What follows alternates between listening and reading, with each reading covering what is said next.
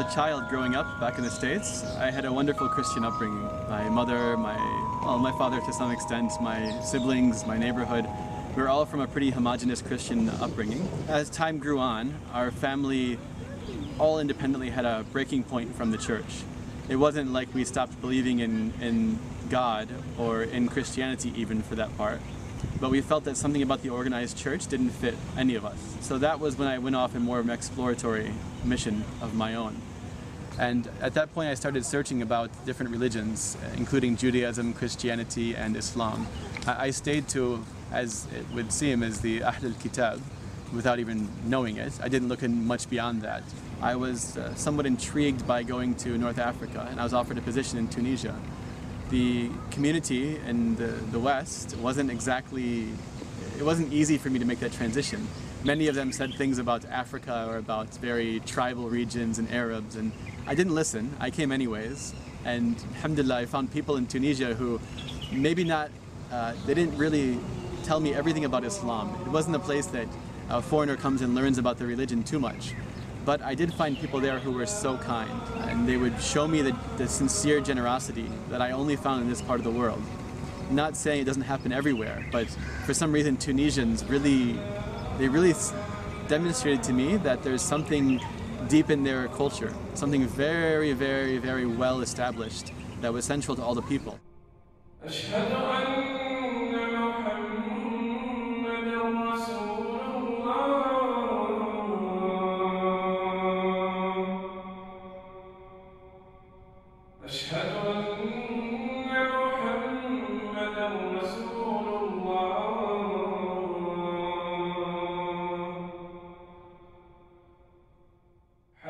Through that experience, I first heard the adhan. I lived in a Muslim country where people were practicing and saw a lot of the shared sort of Islamic values that would work their way into the culture and the customs of the nation.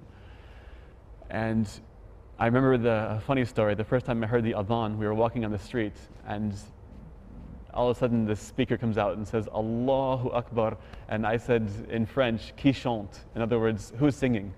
I didn't know this was an Islamic thing. I thought this was just somebody singing over a speaker, because everything I heard in Tunisia was music and cars with music and everyone singing there, so it kind of threw me off guard.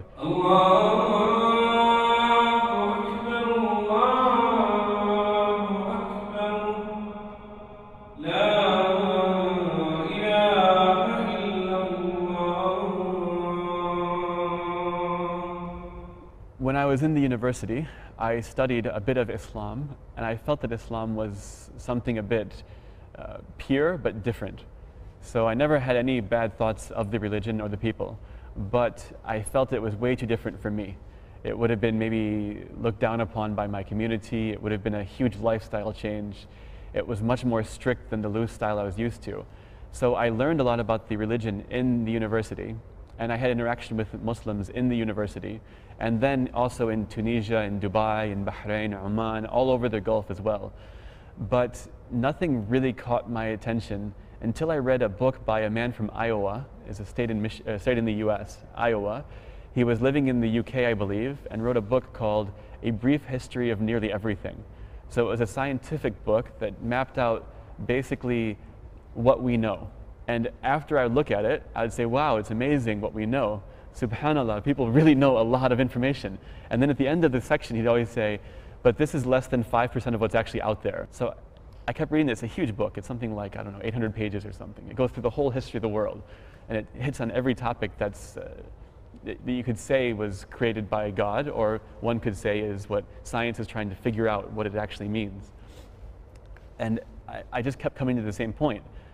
God has to have done everything for us, because we can't even replicate or learn what He's given us in a clear way.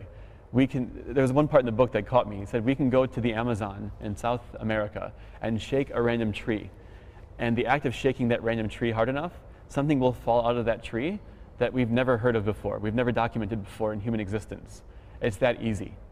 I had friends, mostly living here in Dubai and in the Gulf. Like I said, I lived between Dubai, Bahrain, Oman, Tunis, with a lot of visits to Egypt and other countries in the region. And asked all of them questions, to the point where people would tell me, stop asking questions because you're just going to stop yourself from making the next move in your life.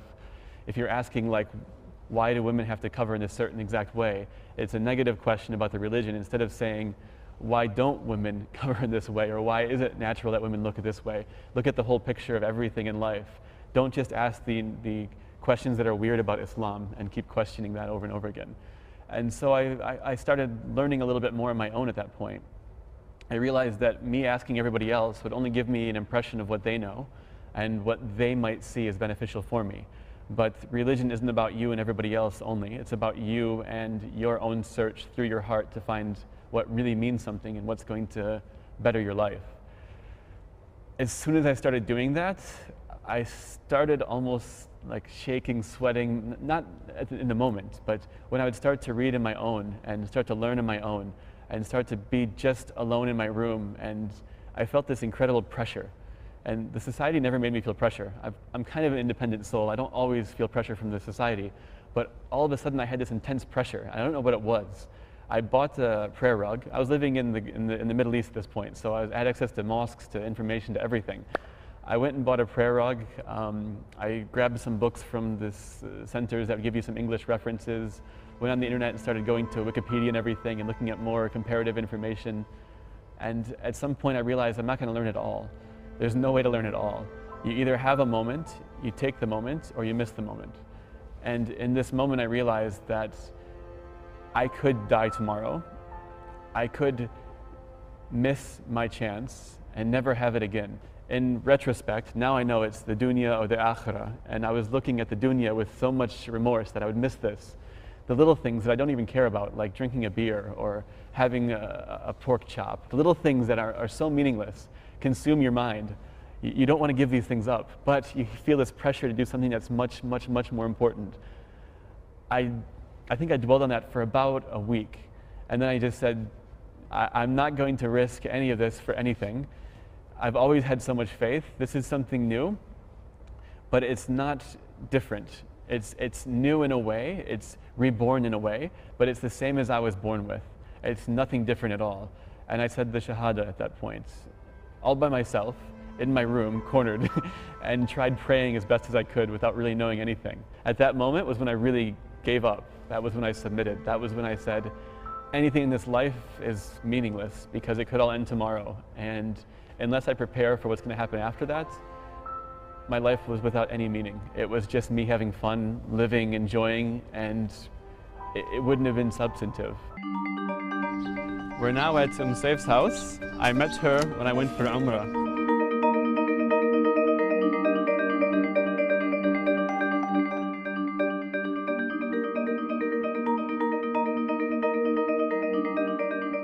أريك كان التقيت بي قبل حوالي سنتين، كنا بالعمرة بالمدينة المنورة وشفناه هو وحده يعني ماكو وياه أحد. قمنا يعني دائما نسأله ايش تحتاج ما تحتاج، والطريق من رحنا لمكة المكرمة همنا كان ويانا، وصدفة همنا من سوينا العمرة هو هم كان ويانا. كان عندك هيجي ورقة بها أدعية هدانياها بين الصفا والمروة، وبعدها قعدنا وحكينا وقلت له أنا عندي ابن من عمرك وشي، وإذا تحب يعني ما دام أنت بالإمارات ابني هم بالإمارات تتعرفون سوية. She didn't say like much about me, just who are you?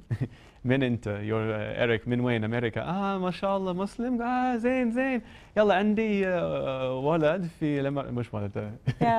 عندي ولد في الإمارات. Please you must know him and get to know him better. He's good ما شاء الله in الدين and you can inshallah learn from him a bit better. أنا قلت نفس الشيء. أنا قلت المشكلة عندي في الإمارات. I don't know many people who are there to teach me more and to learn more from. So alhamdulillah she helped me from the very beginning. يعني هو أي شخص غريب تشوفينه وحده يعني أنت عجبك تضيفي ببيتك، ويعني أهله مو قريبين من عنده. هو مثلا صار مسلم الحمد لله والشكر، بس ما دخل بالعوائل. هو المفروض يتعرف عن حياة العائلة، يشوف تطبيق الإسلام بالعائلة. في شهر رمضان احنا دائما في الغرفة الثانية. صغير غرفة وكل عربية. العائلة هناك مثل في البيت مش مثل في المجلس أو شيء كيف أقول وايد خاصة يعني. If I'm with the family in the small room مثلا أنا واحد من العائلة مش أنا أجنبي أنا ساكن هناك وبس بزير هني أحيانا لا مثل بيتي. المشكلة من البداية أنا سافرت كثير وايد يعني أنا كنت في بحرين دبي عمان بلدي يعني تونس مصر أنا ما I was never in one place مكان وحيد long enough not long enough to actually get settled. So I didn't find the brotherhood. I was always missing some sort of feeling of family. يعني عندي العائلة في أمريكا العائلة وايد طيبة يعني they're such a great family for me. My family is. I'll never say anything against my family. They've been so supportive of me all the way along. But coming to have an Islamic family to help support you, it's very important in any Muslim's life. وفر لي مكان مريح جدا عشان تعلم اللغة العربية والشيء من الدين الإسلامي.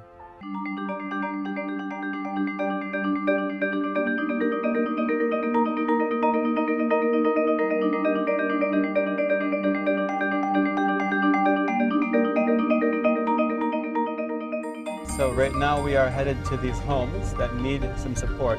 The program that we're running right now is where volunteers go out into all the Emirates and they help families in most need. We start that by getting information from them, making sure that they are actually in need, finding the families from the network, the neighborhoods, the charities, and then we will basically go visit them and assess their needs in more detail. I got into this work when I was a bit younger. I used to do some versions of this in America, helping out people in Detroit and different areas. But the majority of my work came after that, when I came to the Middle East in Tunisia and the Emirates, Bahrain and Oman. We were doing a lot of youth development work. I found this to be a better path for me personally. It was more fulfilling than the field of business or getting into things that were just for profit. So I've actually been working for a non-profit sector for the last 6 or so years. Excuse me 1 second. The volunteers are all here. And we will be meeting them right now and going inside the homes. Yes, hi Ahmed. You're here? Yes, we're coming right in now, okay? Thank you very much, bye.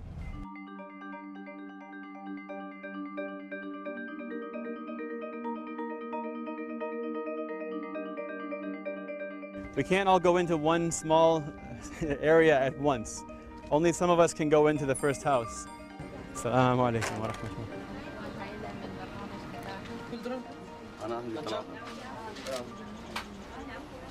Is your family here? My son, their house. Your son house here, Yeah. yes? And you live here also or no? Yeah, I live in this big house. In this house over here. This your daughter here? They live in this room? Big room there. كم شهر؟ 7 شهور. شو المشكلة في البيت؟ يعني في البيت راتب 1500 فقط. في أبوك أمك أنت وعلي صغير صح؟ 4 أشخاص. Visa making company. كل البيت 1500 بس. No, he's cutting. They're giving 1,500 is cutting for the visa. For the visa? Yeah. Every month 500 for the visa. So right now we have the volunteers everywhere running around visiting the families. We're going to basically continue to spread out throughout the area and take the information from the families. If they prove that they need extra things like a kitchen, like a sofa, a bed, as part of the program that the volunteers will come and put the mafrushat and all of the different items in the house, assemble them and help them basically. وما تفعلوا من خير يعلمه الله وتزودوا فإن خير الزاد التقوى واتقون يا أولي الألباب. Whenever it comes to learning or reading or the Quran or learning Arabic or even learning some very basic fundamentals on Islam. The first thing that I do is say, everything around me is in Arabic. So I have to learn Arabic first to get there. And then I say, this is my old me, by the way. Then I would say, okay, well, I have to learn Arabic, but everybody around me speaks English.